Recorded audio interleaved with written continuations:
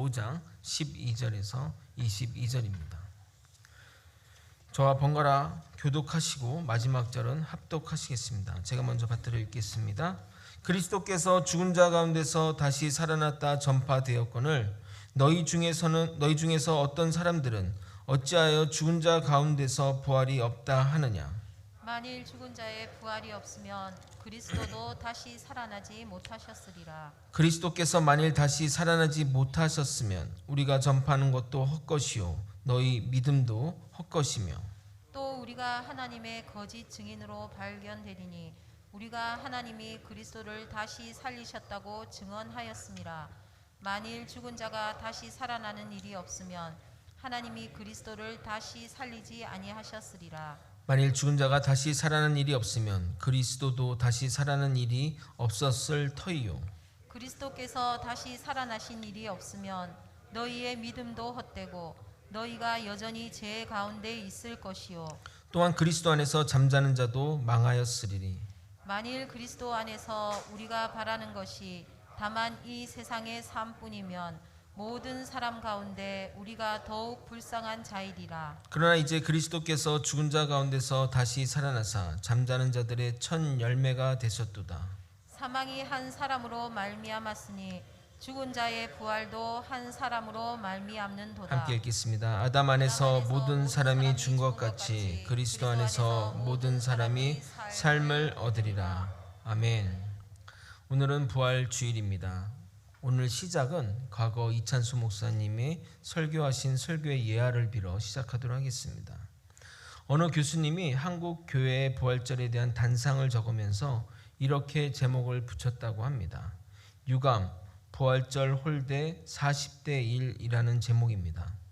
그 제목이 의미하는 바는 우리가 사순절이니 고난주간이니 하면서 십자가의 고난은 40일 동안 묵상하고 금식하며 새벽 기도를 하지만 정작 부활절은 하루만 기념하고 끝이 난다는 겁니다. 기껏 계란 하나만 주고 끝나는 부활절에 대한 안타까움을 표현한 글이 아닌가 생각합니다. 한국교회는 그동안 부활에 대한 신앙보단 십자가의 죽음과 죄에 대한 강조가 지나치리만큼 많았습니다. 그로 인해 우리의 삶의 경건과 죄에 대한 경각심은 높아졌지만 정작 부활의 생명으로 사는 삶의 모습은 부족했습니다. 과하게 표현하자면 죽어 있는 신앙인의 삶을 살았던 것입니다. 그래서 부활보다는 십자가의 고난과 죽음을 강조하다 보니 자꾸만 신자 개인의 내적인 부분으로만 다가갔던 것 같습니다. 그러나 정작 십자가는 주님이 지셨습니다. 우리가 질 수도 없고 예수님의 고난에 조금도 동참할 수가 없습니다. 기껏해야 고난주간 새벽 예배 열심히 나오고 좀 더 하면 금식하는 것뿐입니다. 물론 십자가가 없으면 부활이 없습니다. 그러나 반대로 보면 부활이 있기에 십자가의 죽음이 의미가 있는 것입니다. 만약 부활이 없다면 예수님의 죽음은 2000년 전 이스라엘 지방의 한 청년의 안타까운 죽음으로 기억되었을 뿐일 것입니다. 그래서 오늘 읽은 고린도전서 15장 17절은 이렇게 말하는 겁니다. 그리스도께서 다시 살아나는 일이 없으면 너희의 믿음도 헛되고 너희가 여전히 죄 가운데 있을 것이요. 예수님의 부활이 없다면 우리의 믿음이 아무 쓸모없는 것입니다. 여전히 우리는 죄의 문제를 해결하지 못하고 저주받아 지옥 갈 운명인 것입니다. 오늘 읽은 고린도전서 15장은 흔히 부활장이라고 부릅니다. 이 성경 본문은 예수님이 부활한 사실에 포커스를 둔 것이 아니라 부활을 믿는 우리는 어떻게 이 세상에서 부활의 신앙으로 살아야 하는지에 대한 기록입니다. 오늘 설교 하나로 여러분의 삶이 변화되지는 않겠지만 그래도 부활 신앙이 어떤 것인지 깨닫고 조금씩 변화된 삶의 방향으로 나아갔으면 좋겠습니다. 오늘은 15장 전체를 함께 할 예정이니까 성경을 옆에 두고 함께 하도록 하겠습니다. 고린도 교회 교인들은 이미 예수 그리스도의 부활을 믿는 성도들입니다. 그래서 사도 바울은 너희가 부활의 복음을 믿고 있으니 너희들은 구원받았다는 이 전제로 시작합니다. 고린도전서 15장 1절 2절입니다. 형제들아 내가 너에게 전한 복음을 너희에게 알게 하노니 이는 너희가 받은 것이요 또 그 가운데 선 것이라. 너희가 만일 내가 전한 그 말을 굳게 지키고 헛되이 믿지 아니하였으면 그로 말미암아 구원을 받으리라. 사도 바울이 이 복음을 전하는 이 시점에는 부활의 증인들이 아직 생존해 있습니다. 그래서 예수님의 부활을 믿는 것은 너무나 당연한 일입니다. 먼저 베드로에게 보이시고 12 제자와 500여 형제에게 보이셨는데 그들 대다수가 살아있고 그 중에 형제 야고보와 모든 사도와 심지어 나에게도 사도 바울 나에게도 보였다고 말합니다. 이렇게 많은 증인이 있는데 어떻게 의심할 수 있겠습니까? 그래서 예수님의 부활은 기정사실로 하고 이야기를 전개하는 겁니다.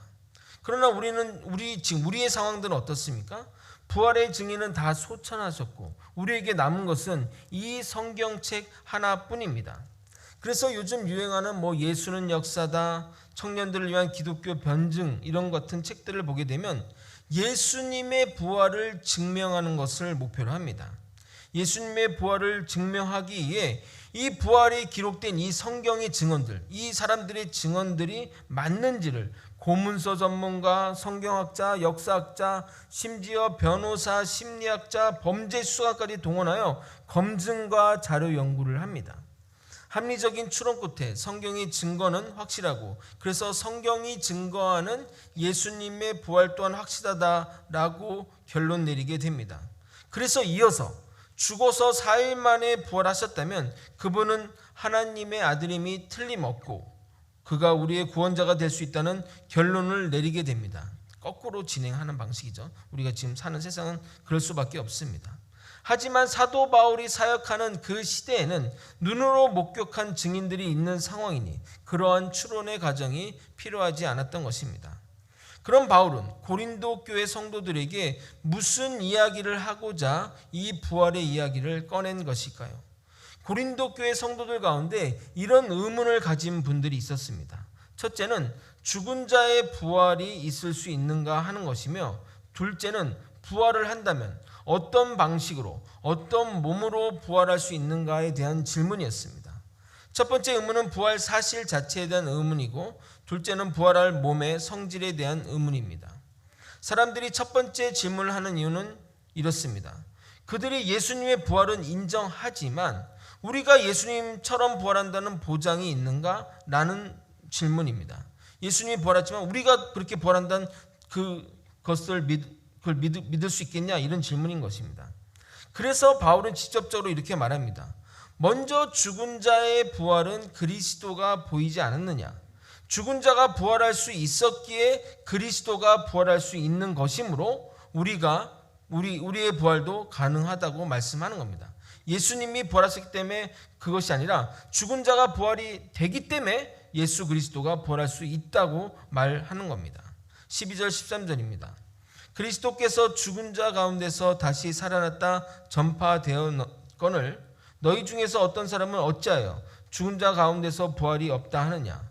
만일 죽은 자의 부활이 없으면 그리스도도 다시 살아나지 못하셨으리라.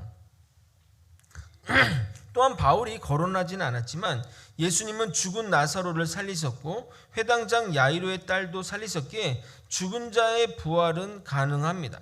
그러면서 바울은 반대로 사람들에게 이렇게 질문을 합니다. 죽은 자의 부활이 없다면 그리스도가 살아나지 못한 것인데 그러면 우리가 전파하는 것도 헛것이고 너희들의 믿는 이 믿음도 헛것이라고 강조합니다.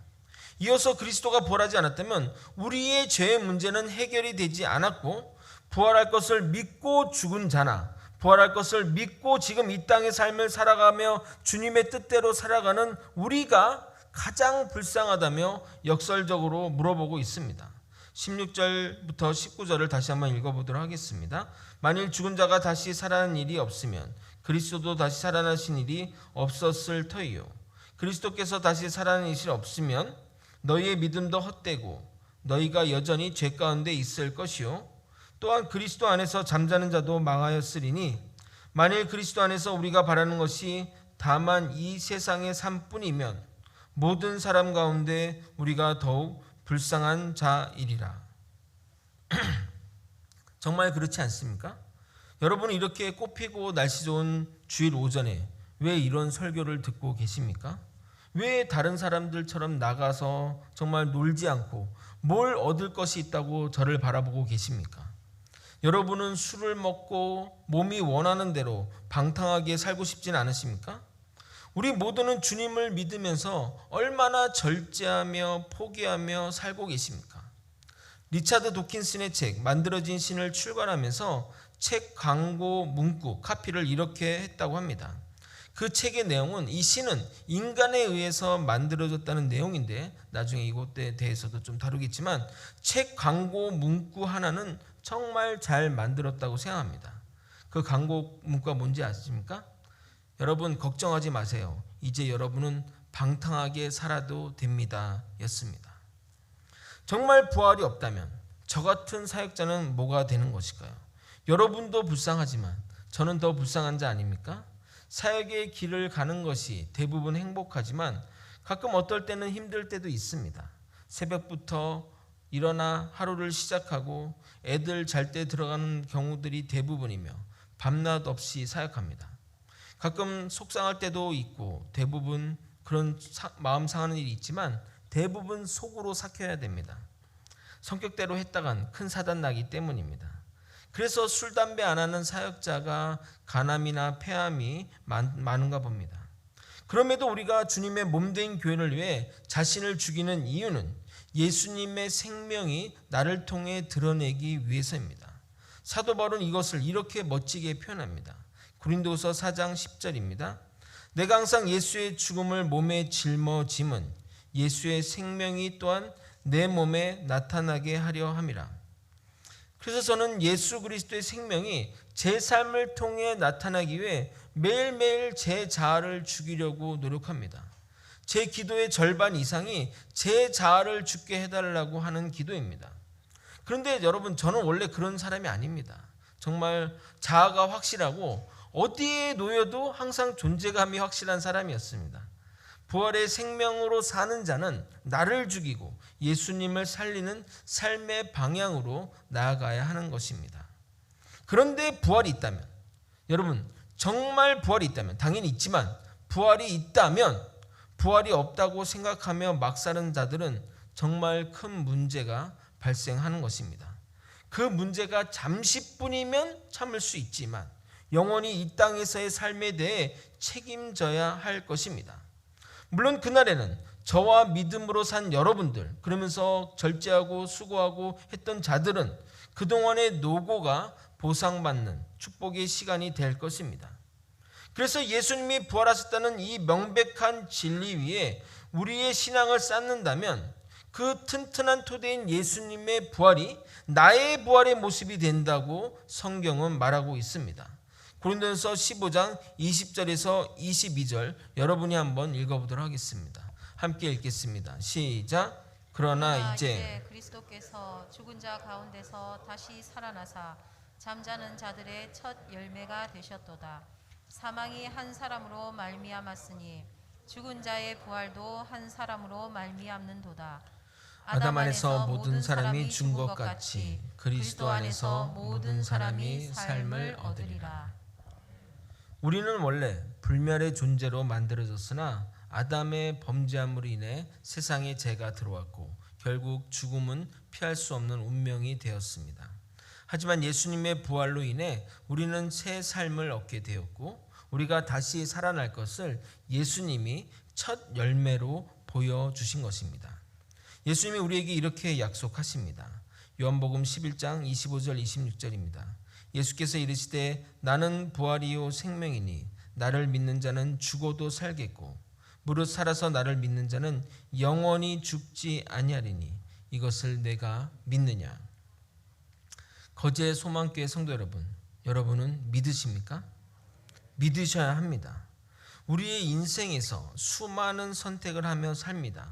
그런 선택들 가운데 그 선택이 좋은 결과로 이어지기도 하고 또 어떤 선택은 자다가도 이불킥을 할 정도로 후회가 되는 선택도 있습니다. 그러나 이 땅에서 하는 모든 선택은, 모든 결정과 선택은 죽으면 아무 의미가 없습니다. 내가 대단히 높은 자리에 있다 할지라도, 내가 천만금의 돈을 가지고 있다 할지라도, 사람들이 부러워하는 인기와 명성을 가지고 있다 할지라도 죽으면 아무 의미가 없습니다. 세상을 호령한 독재자도, 돈을 쓰다 못 쓰고 죽은 부자도, 만인의 연인이나 불리던 가수나 배우도 다 죽으면 그 어느 하나 가져가지 못합니다. 그러나 현재의 선택이 죽어도 끝나지 않은 것은 딱 하나, 정말 유일하게 딱 하나가 있습니다. 바로 영생의 문제, 부활의 문제입니다. 그런데 가끔 성도분들 보게 되면 본인의 믿음 생활은 그럭저럭 하는데 자녀나 또는 남편이나 부모나 아내의 신앙에는 자율에 맡기는 분들을 종종 봅니다.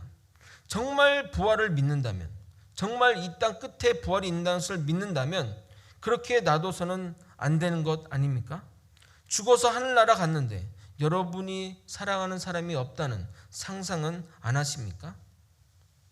만약 어느 장소에 오기만 하면, 그냥 어느 장소라는 곳에 오기만 하면 아파트 한 채를 준다고 하는데 여러분은 그러면 어떻게 하겠습니까? 수단과 방법을 안 가리서라도 가족들을 다 끌고 어떤 방법, 어떻게든 납치를 해서라도 그곳에 가지 않냐 이 말입니다. 이렇게 낮은 수준으로 복음을 설명하는 것이 좀 그렇지만 정말 여러분이 이런 심정이라도 믿고 따랐으면 좋겠습니다. 저와 아내는 암보험을 들었고 자동차 보험, 종합보험을 들었습니다. 왜 들었을까요? 암 걸리라고 또는 교통사고 나라고 들었을까요? 혹시나 해서 들었습니다. 그러니 여러분도 정말 혹시나 하는 마음으로라도 믿었으면 좋겠습니다. 최소한 암이나 교통사고 걸릴 확률보다 100배는 높습니다. 명목상 전 세계 인구의 3분의 1이 이 부활을 믿고 있으며 진심으로 추려서 진심으로 믿는 사람만 해도 전 세계 5분의 1은 예수님과 여호와 하나님과 그의 부활을 믿는 자들입니다. 그럼 고린도 교회 성도들이 궁금해했던 두 번째 질문의 첫 번째, 그 부활의 과정을 살펴보도록 하겠습니다. 우리는 부활이 죽어서 얻는 선물로만 생각하지만 아닙니다. 아마도 그래서 우리가 부활에 대한 기대나 바람이 적은 것이 아닌가 생각해 봅니다. 그러나 고린도전서가 전하는 부활의 개념은 철저히 현재적 개념으로 이야기하고 있습니다. 이 세상의 삶부터 부활하여 영원히 사는 것으로 연결되어 있습니다. 기독교가 말하는 부활은 부활로 과거의 존재와 완전하게 이별하는 것이 아니라 지금 우리의 삶이 부활로 이어지게 현재의 삶을 종말론적으로 이해해야 합니다. 부활의 과정을 보게 되면 먼저 부활의 첫 열매이신 예수님이 부활하셨습니다. 그리고 우리가 그것을 믿으면 구원을 받고 영생을 얻게 됩니다. 그러면 여러분에게 질문을 한번 드려보도록 하겠습니다. 그러면 우리의 부활은 언제 결정이 됩니까? 우리가 죽을 때 결정이 됩니까? 아니면 우리가 예수를 진심으로 믿은 그때 결정이 됩니까? 그때 결정이 되는 거죠. 예수 그리스도를 구주로 믿는 그 순간 우리의 그 부활이 결정이 된 겁니다. 그러면 우리는 부활의 몸이에요, 아니에요? 부활의 몸입니다. 그러면 우리는 불멸의 존재입니까? 아니죠. 우리는 죽습니다. 그래서 부활을 세부적으로 나눠서 설명드리면 예수님의 부활을 믿으면 영의 부활이 먼저 일어나고 육의 부활은 나중에 일어나게 됩니다. 우리가 거듭나면 영생의 몸을 입게 되는 것과 동일합니다. 거듭남은 이 육체의 거듭남이 아니라 영의 거듭남을 의미합니다. 영의 거듭남이 영이 새롭게 태어남을 의미하는 것처럼 부활의 과정도 동일합니다. 우리가 예수를 구주로 믿으면 우리의 영은 즉시 부활의 영이 되는 것입니다. 그리고 최종적으로 죽고 나서 다시 살아날 때 부활의 몸을 입게 되는 겁니다. 그러니까 우리는 지금 부활의 삶을 살고 있는 것입니다. 그럼 부활하면 몸은 어떻게 된다고 알고 계십니까? 당시 유행하던 그 사상은 헬라 영육 이원론이었습니다. 플라톤의 이데아 사상의 영향으로 몸은 천시하고 육체로부터 이탈된 영혼은 가치 있는 것으로 믿었습니다. 심지어 그들은 몸과 물질은 악의 근원으로까지 여겼습니다.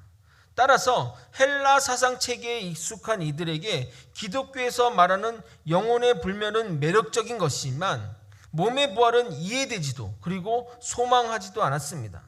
그런데 그들은 이런 의문을 가졌습니다.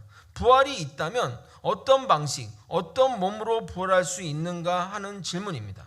고린도전서 15장 35절, 누가 묻기를 죽는 자들이 어떻게 다시 살아나며 어떠한 몸으로 오느냐 하리니, 이 질문을 한 겁니다. 그래서 사도 바울이 그것을 설명하는 거죠.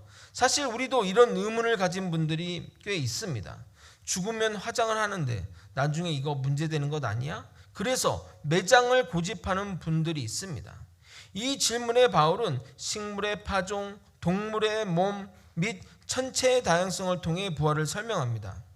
식물의 씨앗은 작은 한 알갱이일 뿐이며 씨앗만으로 이게 무엇이 될지 알 수 없습니다. 이게 고구마가 될지 감자가 될지 알 수가 없습니다. 그러나 그 씨앗이 땅에 뿌려져 죽었을 때 여러 가지 모양의 채소나 꽃으로 다양하게 다시 태어나듯이 우리의 몸의 부활도 그와 같은 방식으로 부활될 것을 제시하고 있는 것입니다. 육체가 죽으면 새로운 생명체로 거듭나게 된다는 말입니다. 여러분, 프랑스에 가면 가장 고급 요리로 속하는 것이 푸아그라랑 또 캐비어가 있습니다. 캐비어는 이 상어알로 만든 것인데 정말 크기가 이 좁쌀만한 크기만큼 작습니다. 그런데 여러분 생각해 보십시오. 이 작은 알이 얼마나 큰 이 상어가 됩니까? 정말 생각하면 신비가 아닙니까? 이렇게 작은 것이 어떻게 그렇게 큰 게 되는가, 저는 놀라울 때가 많습니다. 인간도 생각해 보십시오. 저는 유전공학을 전공해서인지 생명을 볼 때마다 신기할 때가 많습니다. 정말 눈에도 보이지 않는 정자와 난자에서 이런 사람들이 만들어졌습니다. 심장, 간, 모든 기관들이 만들어가는 과정도 정말 신비롭습니다. 우리 육체의 몸도 신비듯이 부활의 몸은 더 신비입니다. 육체의 몸은 썩을 것으로 만들어졌지만 부활의 몸은 영원한 것이기에 새로운 것으로 탄생할 것을 말하고 있습니다. 고린도전서 15장 42절에서 44절입니다. 죽은 자의 부활도 그와 같으니 썩을 것으로 심고 썩지 아니할 것으로 다시 살아나며, 욕된 것으로 심고 영광스러운 것으로 다시 살아나며, 약한 것으로 심고 강한 것으로 다시 살아나며, 육의 몸으로 심고 신령한 몸으로 다시 살아나니 육의 몸이 있은즉 또 영의 몸이 있느니라. 동물의 몸이 물속, 육지, 하늘 등등 사는 환경에 맞게 달라지고 하늘의 천체도 다양한 모습으로 존재하듯이 성도가 부활할 때는 하늘에 속한 자의 합당한 형체를 갖게 될 것을 밝히고 있습니다. 그러기에 우리는 더 부활의 몸에 대해 기대가 많아지는 겁니다. 여러분, 인간의 육체가 얼마나 연약합니까? 저는 이 코로나 사태를 겪으면서 정말 인간이 아무것도 아니라는 생각을 하게 되었습니다. 현미경도 보이지 않는 이 바이러스 하나에 의해서 인간들이 정말 속수무책하고 당황하고 어찌할 줄 모르는 그 상황들을 보면서 말입니다. 그러나 부활 후에 가지게 될 이 육체는 신령한 몸임을 믿으시길 바랍니다. 요한계시록 21장 4절을 여러분과 함께 합독하겠습니다. 요한계시록 21장 4절입니다. 함께 읽겠습니다. 시작. 모든 눈물을 그 눈에서 닦아주시니 다시는 사망이 없고 애통하는 것이나 곡하는 것이나 아픈 것이 다시 있지 아니하리니 처음 것들이 다 지나갔음이로라. 여러분 중에 부활에 대한 어떤 이렇게 소망이 없는 분들 중 보면 지금 여러분이 나이가 들어서 몸이 약하잖아요. 이게 다시 또 부활한다고? 이래서 또 그렇게 하는데 그런 몸이 전혀 아니라는 겁니다. 상상할 수 없는 정말 그런 몸이 아닌가 생각합니다. 그러므로 사도 바울이 고린도전서 15장에서 강조하고 싶은 것은 그리스도를 믿은 우리는 부활할 것이고 이것을 믿는 부활의 신앙이 현재의 삶과도 직접적인 관계가 있다고 말하는 겁니다. 그러므로 우리가 향후 완전하게 부활의 영을 가지고 사는 존재이기에 부활의 영에 맞게 부활의 생명답게 이 땅의 삶을 이 땅에서 잘 살라는 말입니다. 그렇게 살다 보면 우리의 부활은 현실이 될 것을 이어서 강조하는 겁니다. 만약 부활이 없다면 바울이 그토록 복음을 위해 위험과 수고를 감수할 이유가 어디 있겠습니까? 바울은 날마다 죽노라 하며 고백할 정도로 복음을 위한 고난의 삶을 감내하며 살 수 있었던 것은 그에게 바로 부활의 신앙이 있었기 때문입니다. 마찬가지로 성도들도 부활의 신앙으로 서서 깨어 의를 행하고 죄를 멀리하는 경건의 삶을 살 수 있게 되는 것입니다. 고린도전서 15장 29절에서 31절입니다. 만일 죽은 자들이 도무지 다시 살아나지 못하면 죽은 자들을 위하여 세례를 받은 자들이 무엇을 하겠느냐? 어찌하여 그들을 위하여 세례를 받느냐? 또 어찌하여 우리가 언제나 위험을 무릅쓰리요? 형제들아, 내가 그리스도 예수 우리 주 안에서 가진 바 너희에 대한 나의 자랑을 두고 단언하노니 나는 날마다 죽노라. 부활의 영으로 다시 살아나기 위해 사도 바울은 날마다 죽는다고, 그것이 자신의 자랑이라고 말합니다. 여러분은 죽었습니까? 여러분의 자아를 죽이고 예수님을 드러내고 살아가고 계십니까? 여러분의 죄를 죽이고 십자가의 보혈로 살고 계십니까? 여러분의 자아와 죄를 십자가에 못 박지 않으면 여러분은 예수님과 함께 부활의 영으로 살아가지 못할 것입니다. 당연히 여러분의 부활의 몸도 남의 이야기가 될 것입니다. 여러분이 좋아하는 갈라디아서 2장 20절은 이렇게 말합니다. 내가 그리스도와 함께 십자가에 못 박혔나니 그런즉 이제는 내가 사는 것이 아니요 오직 내 안에 그리스도께서 사시는 것이라. 이제 내가 육체 가운데 사는 것은 나를 사랑하사 나를 위하여 자기 자신을 버리신 하나님의 아들을 믿는 믿음 안에서 사는 것이라. 만약 이 성경 구절이 여러분이 좋아하는 성경 구절로만 사용된다면 여러분은 부활의 신앙으로 살지 않는 것이며 부활은 남의 이야기가 될 것입니다. 정말 부활의 신앙으로 살고자 한다면 십자가에 여러분의 자아와 여러분의 더러운 죄들을 못 박아야 할 것입니다. 그렇게 될 때 사도 바울처럼 죽음도 우습게 여기며 승리의 하나님을 바라보게 될 것입니다. 고린도전서 15장 55절에서 58절입니다. 사망아 너의 승리가 어디 있느냐? 사망아 내가 쏘는 것이 어디 있느냐? 사망이 쏘는 것은 죄요 죄의 권능은 율법이라. 우리 주 예수 그리스도로 말미암아 우리에게 승리를 주시는 하나님께 감사하노니 그러므로 내 사랑하는 형제들아 견실하며 흔들리지 말고 항상 주의 일에 더욱 힘쓰는 자들이 되라. 이는 너희 수고가 주 안에서 헛되지 않은 줄 알미라. 부활의 신앙으로 사는 삶은, 부활의 삶으로 사는 자는 죽음도 두려워하지 않습니다. 승리를 주시는 하나님은 우리를 부활시킬 것을 알기 때문입니다. 58절만 여러분과 함께 다시 한번 읽어보도록 하겠습니다. 함께 읽겠습니다. 시작. 그러므로 내 사랑하는 형제들아 견실하며 흔들리지 말고 항상 주의 일에 더욱 힘쓰는 자들이 되라. 이는 너희 수고가 주 안에서 헛되지 않은 줄 알미라. 아멘. 부활절은 항상 4월에 있습니다. 그런데 4월은 참 역사적으로 잔인한 일들이 많았습니다. T.S. 엘리엇의 시에 따르면 4월은 잔인한 달이라고 한 것처럼 참 우리나라도 참 여러 가지 일들이 많았던 것 같습니다. 4.19 의거로 많은 학생들이 희생된 달이기도 합니다. 최근에는 이 이름 세월호를 잊을 수 없을 것 같습니다. 2014년 4월 16일 세월호 사건이 발생했고 어제가 8주년이 되는 날이었습니다. 아마도 그때 아이들이 희생되지 않았다면 지금은 어엿한 청년이 되었을 것입니다. 희생자 중에 양온유라는 학생을 아십니까? 이름에서 알 수 있듯이 기독교 가정에서 태어난 신실한 믿음의 자녀입니다. 아버지는 교회 관리 집사님으로 일하시며 열심히 교회를 섬겼고 어릴 적부터 교회에서 살았던 온유는 피아노를 독학으로 배워 교회 내 모든 예배의 피아노 반주를 도맡아 한 학생입니다. 피아노 치기를 좋아해서 음악으로 심리 치료하는 음악 심리 치료사가 꿈이었던 아이 양온유는 1학년 때 선생님들의 만장일치 추천으로 학년 대표로 봉사했고 2학년 때에는 친구가 학년 대표로 출마한다고 하자 친구와 경쟁할 수 없다며 양보하고 2반 반장으로 모든 면에서 솔선수범했던 그런 아이였습니다. 중학교 친구가 제주도로 이사 갔는데 다시 볼 수 있겠다며 들뜬 마음으로 수학여행을 출발했던 양온유였습니다.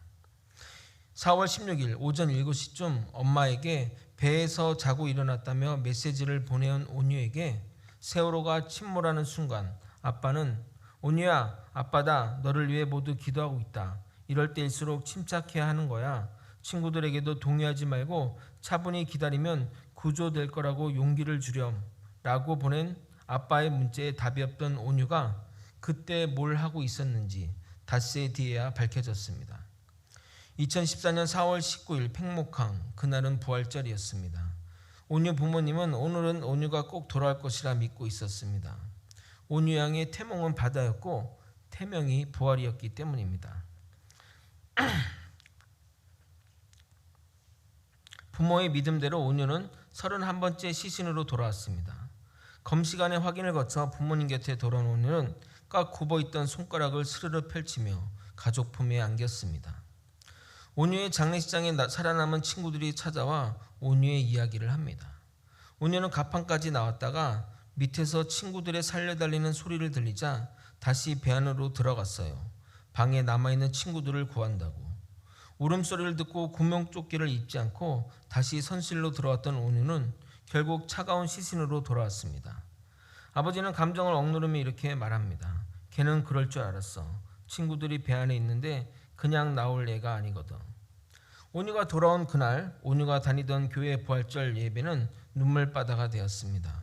왜냐하면 온유는 수학여행 가기 전 아르바이트에서 번 돈을 11조로 냈는데 그 주 헌금자 명단에 기록되어 있었기 때문입니다. 온유의 육신의 몸은 죽었지만 그녀가 남긴 영원한 영혼은 우리 가슴에 남기고 그렇게 떠나갔습니다. 말씀을 정리하겠습니다. 오늘은 부활절입니다. 여러분은 어떤 마음으로, 어떤 생각으로 이 부활절을 맞이하고 계십니까? 부활의 신앙으로 이 땅의 삶을 살아가고 있습니까? 우리가 온전히 주님의 형상대로 부활하고자 한다면 우리는 이 땅의 삶을 열심히 사셔야 합니다. 그러나 주님은 분명히 말씀하십니다. 그렇게 산 너희의 수고가 결코 헛되지 않을 것을 말입니다. 사랑하는 거제 소망교회 성도 여러분, 우리 모두 부활합시다. 정말 부활합시다. 이 땅에서의 부활의 생명으로 살아갑시다. 누구나 한 번 사는 인생 정말 값지게 살아 주님 만나는 날 주님 품에 안겨 영원한 안식을 누리며 살아가는 저와 여러분이 되시길 예수님의 이름으로 소망합니다. 아멘. 다 함께 성찬식을 거행하도록 하겠습니다.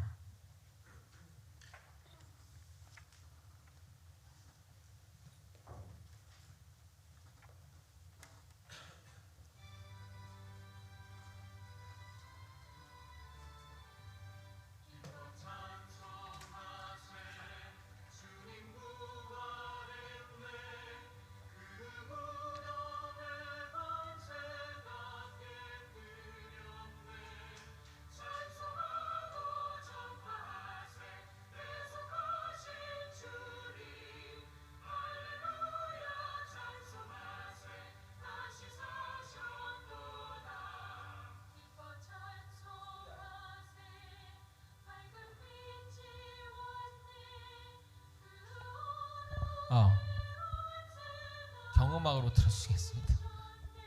소리 없는 거.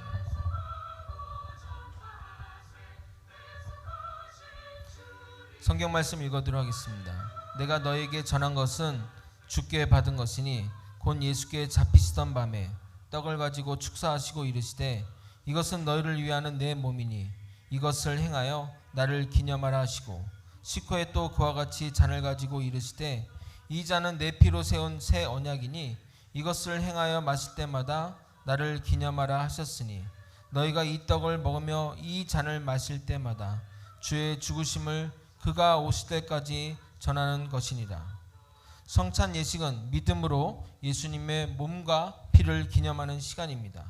오늘 부활절 성찬은 부활하신 주님의 생명 안에 살아가는 믿음을 구하며 참여하시기 바랍니다. 하나님의 아들이신 예수님의 죽음과 부활의 믿음으로 연합된 세례 교임 그리고 입교 교임만 참여해 주시기 바랍니다. 아직 성찬식에 참여하지 못하셔도 그 의미를 생각하며 기도하실 때 동일한 은혜가 있습니다. 세례를 꼭 받으시고 성찬의 영적 은혜를 누리시길 바랍니다. 예수님의 십자가와 부활에 내가 참여한 자를 고백하며 감사한 마음으로 찬양하시고 성찬을 나누겠습니다. 성자의 귀한 몸 1절, 4절만 찬양하도록 하겠습니다.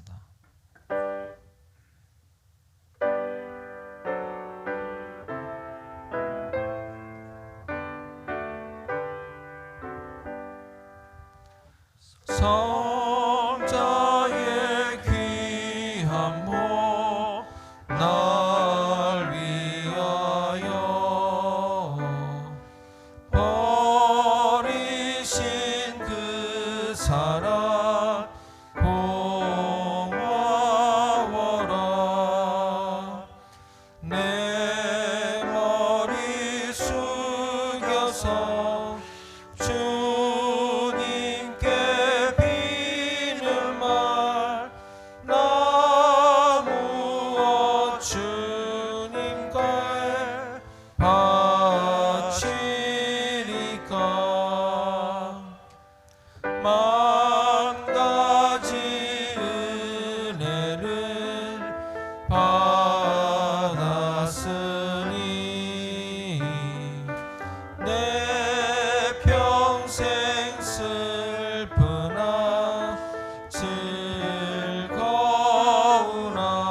즐거우나 이 몸을 온전히 주님께 바쳐서 주님만 위하여 늘 살겠네. 아멘. 이제 분병하시겠습니다. 떡을 받으시고 기도한 후에 다 함께 먹도록 하겠습니다.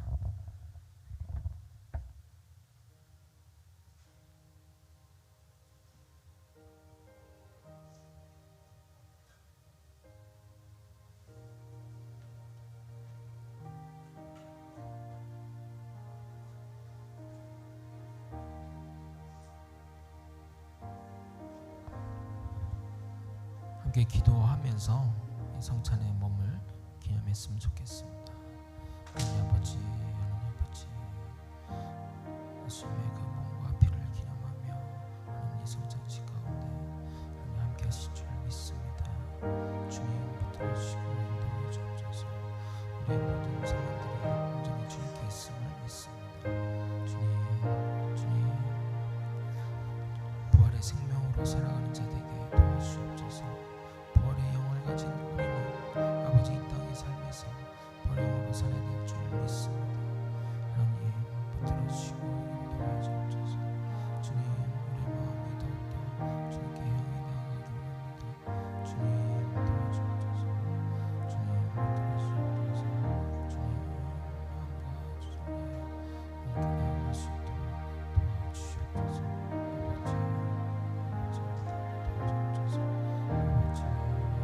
도와주시옵소서.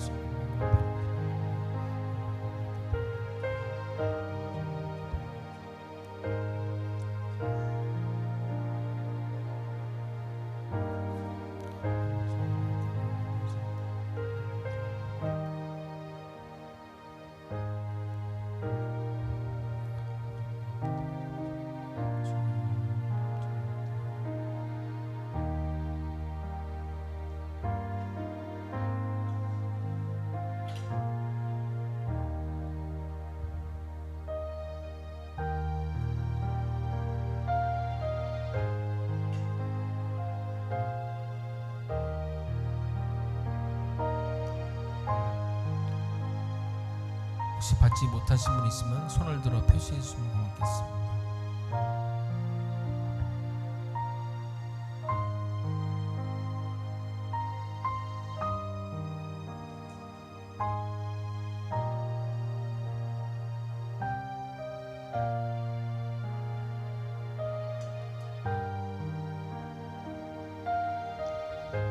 예수님의 몸을 주심으로 인해 형벌과 육신의 죄를 멸하신 주님 감사합니다. 육신의 자아가 십자가에서 예수님과 함께 죽었습니다. 예수님의 십자가에서 내 육신의 자가 죽었음을 알고 믿음으로 선포하며 죄를 이기는 삶을 살게 하옵소서.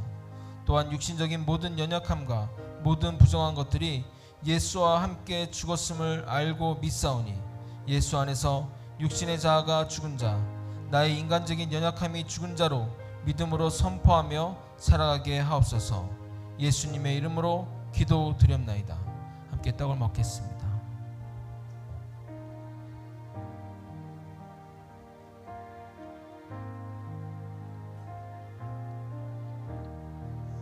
함께 분잔하겠습니다. 함께 잔을 들고 기도한 후에 함께 먹도록 하겠습니다.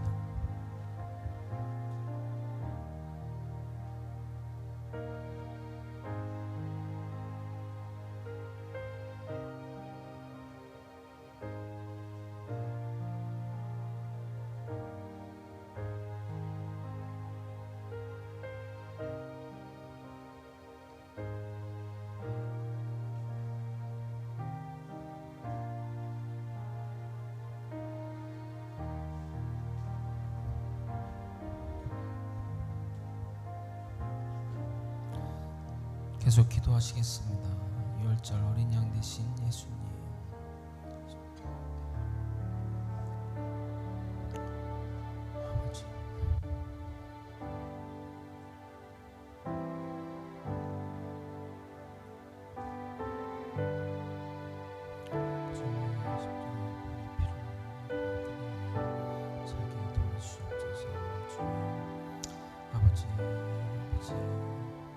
2020년 부활절 아버지 우리가 부활의 생명으로 살아가게 도와주시고 하나님 은혜 가운데 도와주옵소서.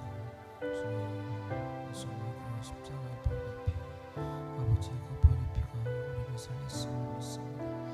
주님 도와주시고 인도하시옵소서. 아버지 부활의 생명으로 살아가는 자 되게 도와주옵소서. 하나님 아버지 도와주시고 인도하시옵소서. 주님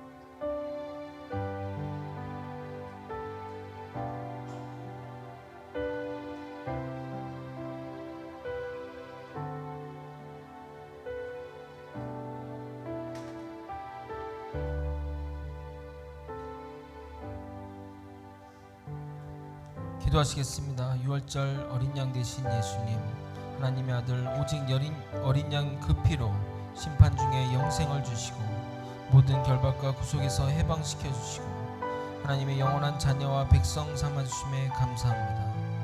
이제 예수의 피를 능력과 권세를 알고 믿음으로 살아가게 하옵소서. 벌하신 예수님의 생명이 그 피와 함께 내 안에 영원히 거하시오니 육신의 생명, 육신의 자아가 아닌 예수의 피, 예수의 생명을 의지하고 주장하며 내가 사는 것이 아닌 예수가 살게 하시고 나를 위해서가 아닌 예수를 위해 사는 소망과 기쁨과 행복을 주시옵소서. 예수 그리스도의 이름으로 기도드립나이다. 함께 마시겠습니다.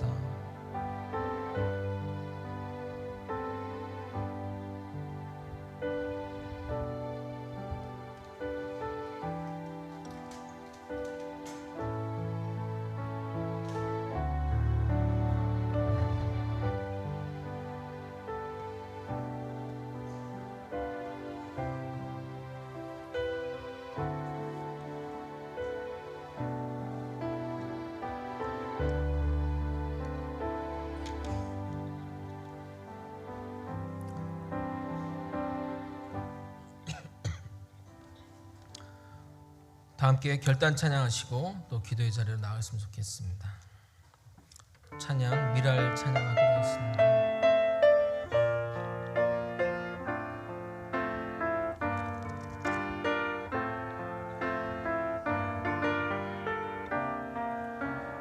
세상을 구원하기 위해